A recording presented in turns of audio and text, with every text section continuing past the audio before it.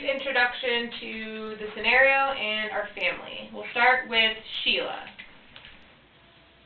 Sheila made the appointment, and she spoke about being concerned about her daughter's behavior. Her daughter is not coming home at night, and she refuses to have a relationship with her stepfather, Daniel. Daniel and Sheila have been married for 1 year, and so far have a pretty close relationship. He's coming to therapy to support Sheila and Yasmin, but is not certain what his role is in the family. Yasmin is Sheila's daughter. She's 14 and has a distant and hostile relationship with her mom. She isn't open to a relationship with Daniel because, in her words, he isn't her dad.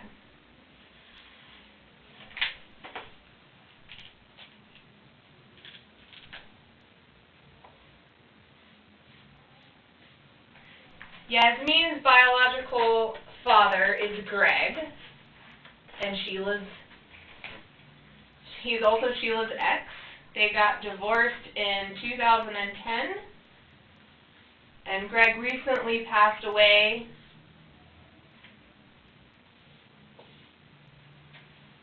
Yasmin and Greg had a very close relationship.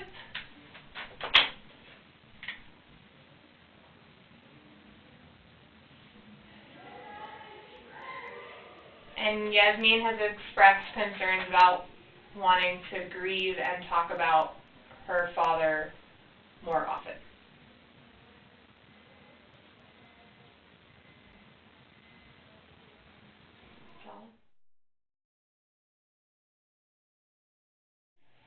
I'm Deanna, and this is my co-therapist, James. And I know, Sheila, you and I spoke a little bit over the phone about you guys coming in, so I just want to get a chance to hear from everyone what brings you here today. So, Yasmin, we'll start. Yasmin's been running away for the last 6 months. She is very disengaged with myself and my husband, Robert, and there's just no communication. She's breaking rules, coming in and out when she wants, and it's really concerning. Okay, so for the it's been this way for about 6 months? Yes. Okay, so for just recently, I guess, she has been not communicating with you guys as much as she would like her to. She's a minor, and it's very concerning for us, her whereabouts, and, we want to make sure that she's safe. So, okay. So I hear that you're concerned about her safety and yes. just would like to know where she is. Mm-hmm. Yes. Okay. And also you want more communication just within the family. Yes, I feel like that we need a better communication with each other. She should be addressing her stepfather and, asking permission like a young adolescent should. But I'd like to hear from each of you. Let's say we see each other for a while, after we've been seeing each other for about 6 months, and things are going really well and we've made progress. How will we know that we've been successful together here? How will we know that, okay, you don't have to come back and see me anymore? What would that look like? And I'm starting to sense a theme that there's a desire for more communication also coming from you, and more of a connection maybe and closeness. Yeah, that we, could be more of a family. Okay. So I'm sort of hearing the same thing from all of you. From you, I'm hearing that you want to feel like it's home, and you want to be home and have that family experience. Yeah. Okay. Yeah. Okay, so we seem to sort of have a common goal.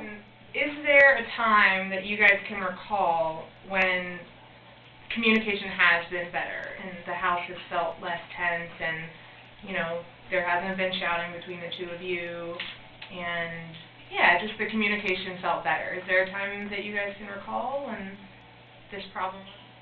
Sheila, do you agree with Jasmine when there's other stuff to talk about? Things seem easier and seem to flow a little more with a little less tension, I guess. Yeah. Jasmine,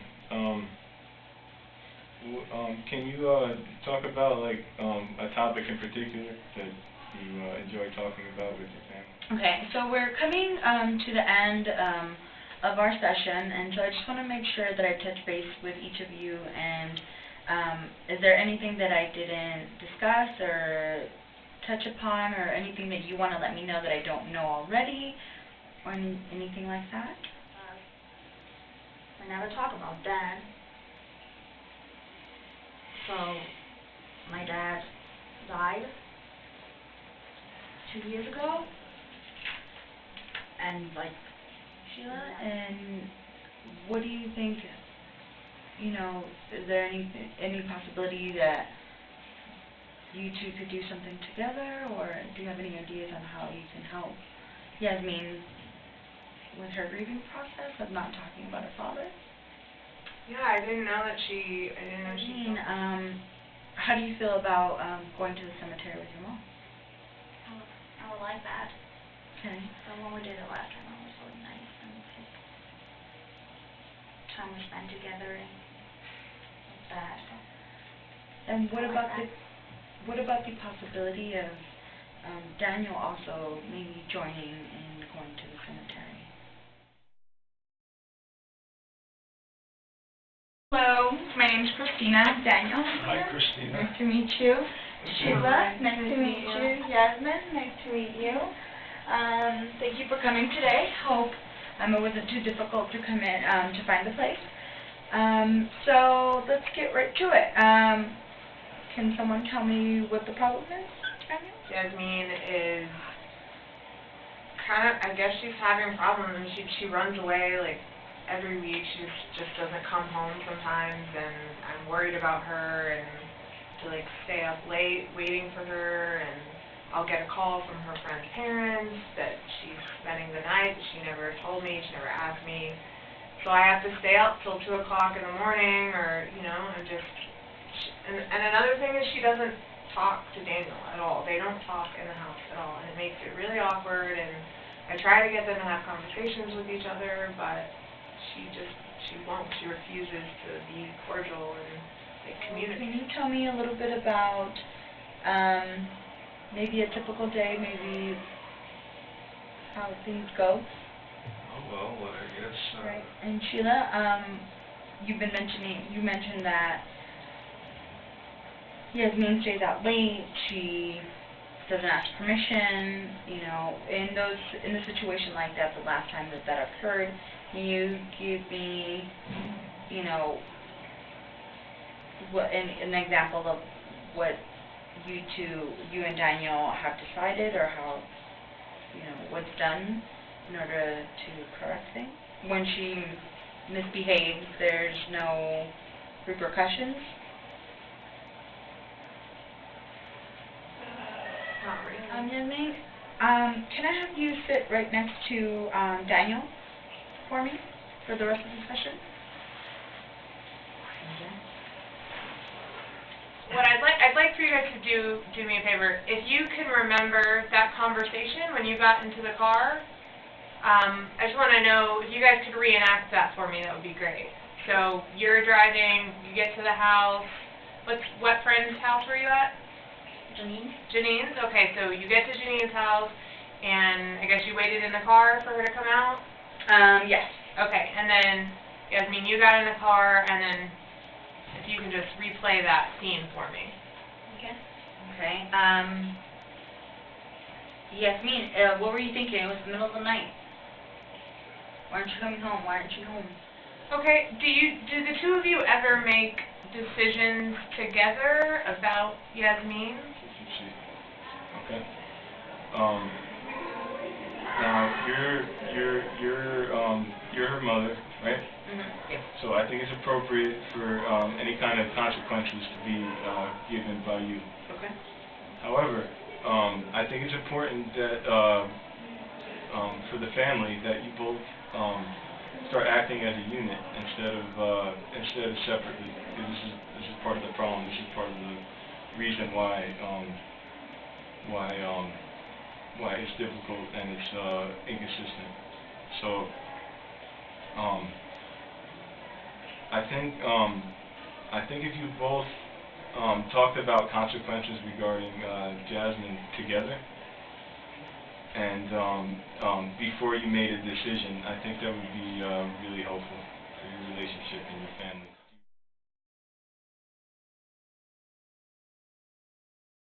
So we're sort of just gonna like get your opinion about like your experience with the two different models. So the first one being solutions oriented and the second one being structural. Yeah, what was your experience with the two? For me, I was really curious the way I felt. Like me as a person, I felt different being in that role of the daughter. In the first, it felt like it felt slower, it felt a lot more appreciative of emotions, and we did a lot more digging, and it was a lot more back and forth. Where in the second, it was more direct, it was a little quicker. Maybe because we all knew our roles a little bit better, but I think also, because it was more direct, it was more like direct task for us to do, switch seats and all that stuff. The first one, it was more appreciative of the feelings and how did the whole disconnect in the family, how did it develop, like why do we have this disconnect in the first place? And then with the second, it was more like recognizing that is the situation we have right now, and then very direct tasks to like how to try to improve the situation. What tagging on to what she said, I think in Mnuchin, I think because he deals with the present and not so much too far back, that the dad grieving would be one session and the hierarchy thing would be another I session. will say the feeling, especially after feedback, like I think the feeling was clearly like different, postmodern and modern Right. Yeah. solutions and That's right. structural. So like we got that, like that happened, and that's good. It was just like the interview questions The steering weren't as in Mnuchin. like, They weren't oh, like- that's like I can't like put like a header intervention. Or you leave feeling more hopeful at the end of either of the sessions. Was there? I think the solution we came up with in the first scenario was really good. Stepdad driving us, and then us having time together as mom and daughter, and then also like grieving, but then coming back to stepdad kind of as supportive role and driving us. Like I think that was a really good. Solutions oriented, we were more comfortable, we pinpointed things, and whereas we're all postmodern models, it was really difficult for us to even come up with like questions or being directive, and not saying that we did it wrong, but like although we weren't like we couldn't steer the conversation or the session in the way we would imagine in our own minds what a Mnuchin model would look like.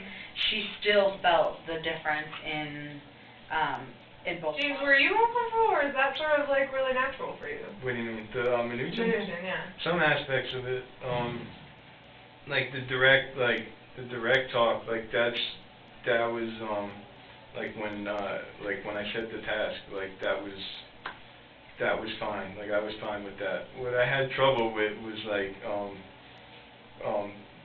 navigating. Like I couldn't when I couldn't get the responses I was looking for. Like I started to run out of ideas, and then I got. But I feel like the postmodern theories lend themselves a little bit better. Like they give you a little more wiggle room to like not like take a detour.